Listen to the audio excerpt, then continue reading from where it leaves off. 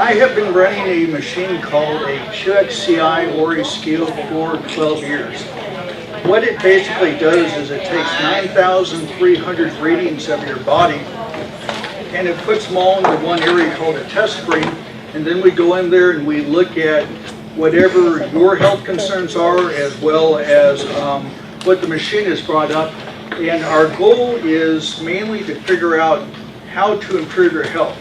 It's quite often used on chronically ill people who cannot figure out what is wrong with themselves. And so what we do is we scan them and get in there and take their main complaints and their symptoms, and we follow the symptoms back to the actual causes of the symptoms. Then we put together a treatment plan for the symptoms, and we don't actually treat the symptoms, but we treat the causes and watch the symptoms go away. Over 12 years, I've run 937 people to date, and believe it or not, the strangest thing about it is about a third of them have had Lyme disease. Lyme disease seems to be something that people get different symptoms from, and they don't understand what is wrong with them, and they get misdiagnosed or undiagnosed, or in some cases told that they're crazy and there's nothing wrong with them, and then they come to us and we find that they have that. Now, granted, not all people have Lyme disease, but that seems to be a common thing that is overlooked. The way the system works is it sends low levels of voltage and amperage into your body for each given test, and we do 9,300 tests, and the body can respond at 1/100th of a second to a test. So that's how we do 9,300 tests without you sitting there all day. And what happens is we send low levels of voltage and amperage into your body. Your body responds back to the computer and gives it an answer. Now, what the computer does is it measures the difference between what is sent into your body and what is sent back to the computer, and that variance is called reactivity.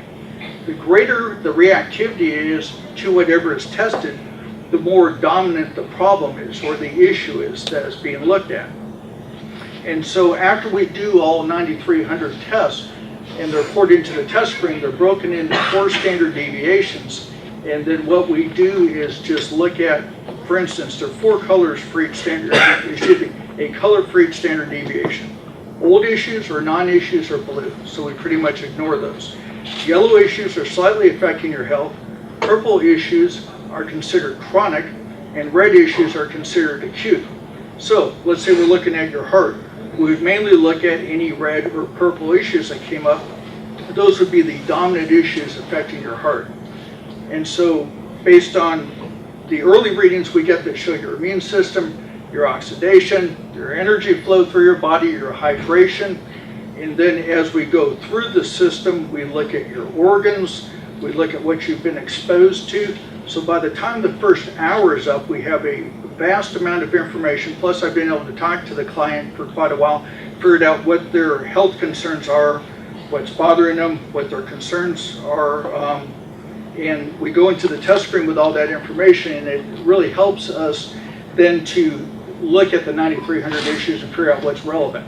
Because if you're picking through 9,300 issues without, some guidance, you could be there for a long time. The low levels of voltage and amperage are used in biofeedback for the readings, are then also used for energetic corrections of anything that is found wrong with the client. So what we do is with these higher levels, the chronic and the acute things that are found, we send low levels of voltage and amperage back into the body to energetically correct what is found to be wrong with the client. The same people that invented this system also put together a large laboratory in Denver, Colorado called New Vistas Laboratory.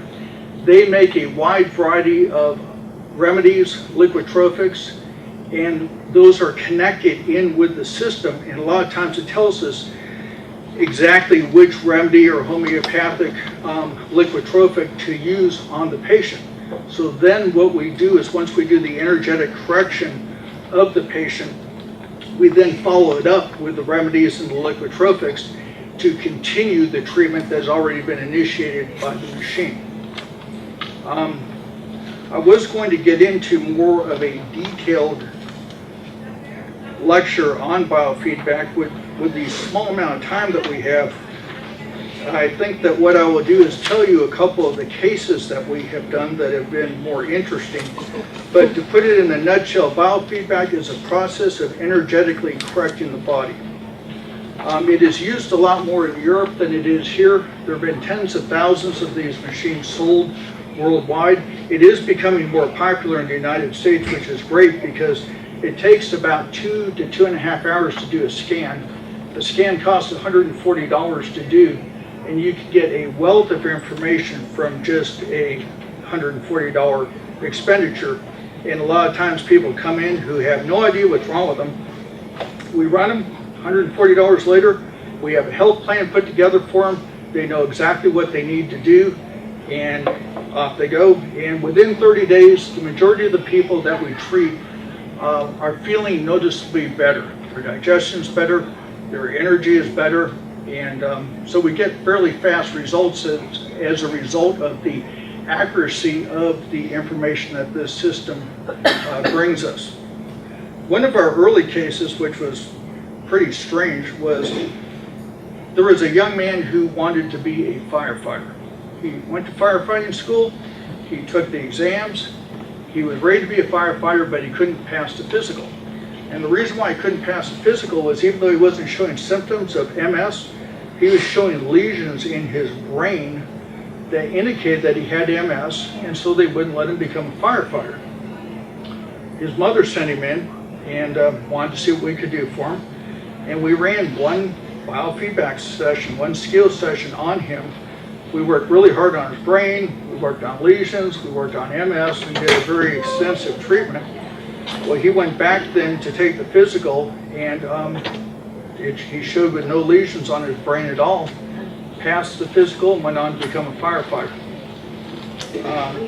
Another kind of fascinating case that we had was a roofer who came in who was suffering from depression. So when he came in, I asked him why he was depressed. And he said, because he fell off a roof. I said, well, did you hit your head? And he said, no. He said, I fell and I landed on my ankle and I hurt my ankle. And he said, the reason why I'm depressed is because I can't work, because I can't get on the roof because my ankle's so badly injured. And he'd had surgery, they'd put in a plate, but he just couldn't work anymore. So I said, well, why don't, instead of treating you for depression, why don't we work on your ankle since this is the cause of your depression? And he agreed, and we ran his ankle through a multitude of panels and did all the work we possibly could on his ankle, worked on the joint, worked on the bone, worked on healing, and a week later he was back to work. And his mother was so fascinated by what had happened, she called up and made an appointment, and she wanted to have a SCIO done too. She said, I don't know what you did to my son, but based on how fascinating it was that he was back at work in a week, I want to get one of these too. So we ran him. Does anyone have any questions? Is it just generally a client comes to you and you run this test and then whatever comes out, or is it like more targeted around a chief complaint or a set of symptoms?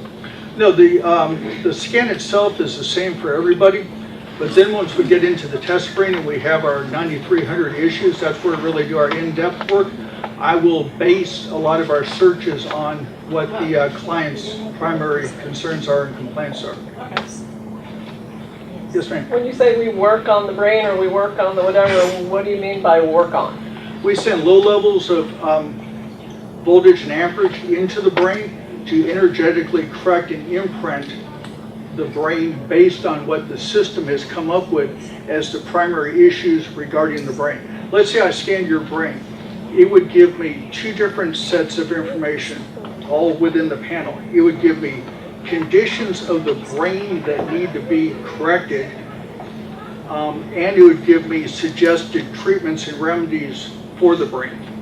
So it's a combination of things to do to fix the brain and conditions that need to be repaired within the brain.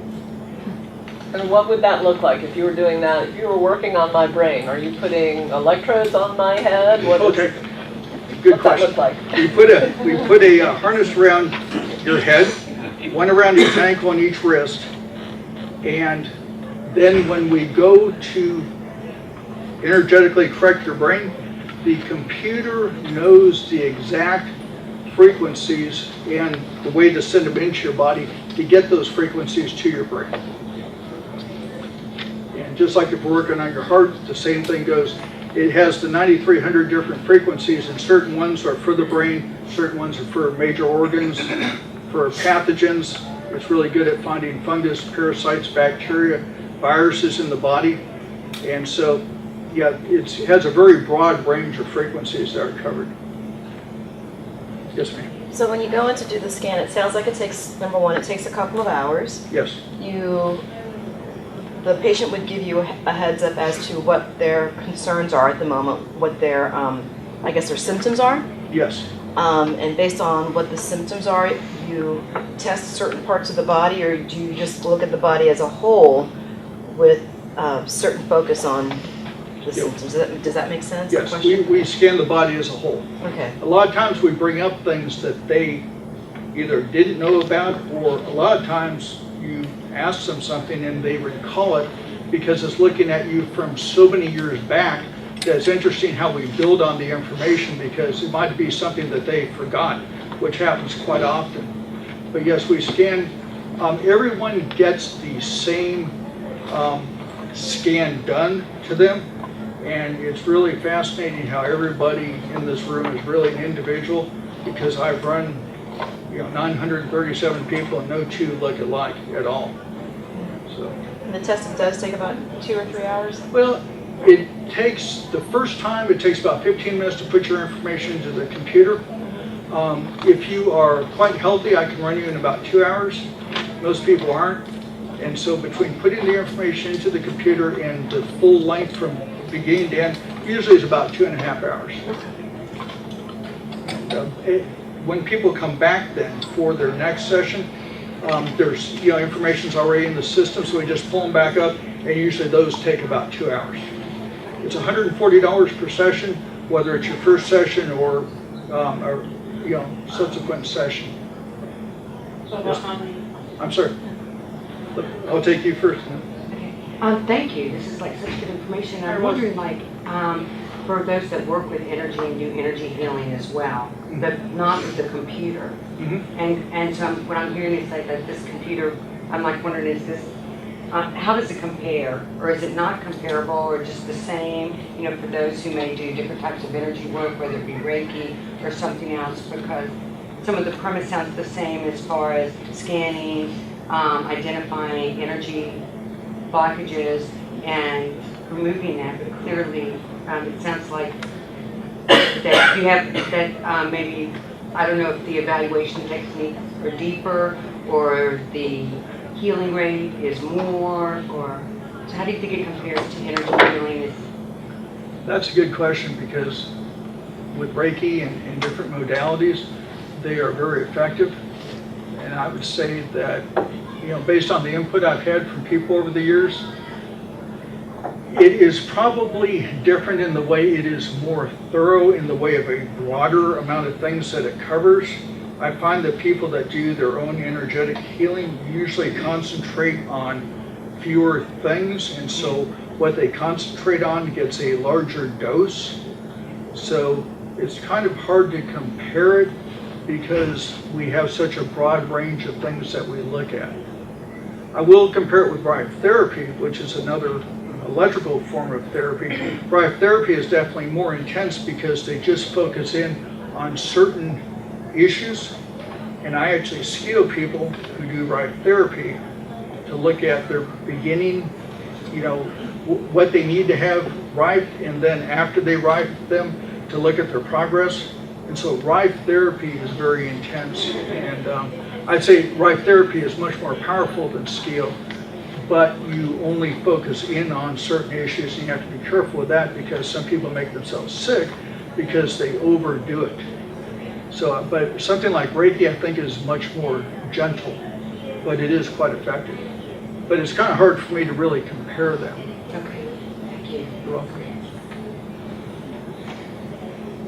I'm really quite new to the concept of biofeedback and what you were explaining, but it made me think of the treatment that's becoming a little more mainstream, the TMS for depression and some other. Where is the overlap and the similarities? Is it very, very different from that, or? Biofeedback was originally used a lot in the 1950s for psychological and emotional issues. Now, I don't know the mechanics of what you're talking about, but chances are it is similar in nature. Yeah, transcranial magnetic, what is it, stimulation or something? Yeah. Yeah, I'm intrigued and. Like, for instance, Rife is radio waves, SCIO is voltage and amperage, for others are magnetic. And so, you know, they are definitely different modalities. Yes, ma'am? You're pointing at me? Yeah, did you have a question? Yes, I'm sorry. I'm curious. You said you work with over 900 clients. You've been doing this for a few years. How has your work shifted how you relate to your own body or the human body in general? I'm the mechanic who doesn't fix his car. I work on everybody else, and I don't really do much work on myself, and I should, and I need to. When it comes to other people, I've learned a lot, and I'm definitely, every year I gain knowledge and I get better, but eventually I will start hopefully working on myself.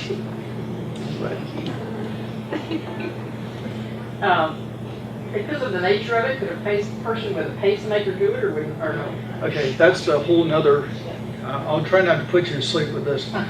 There is something called subspace. I do a third of my skills in subspace.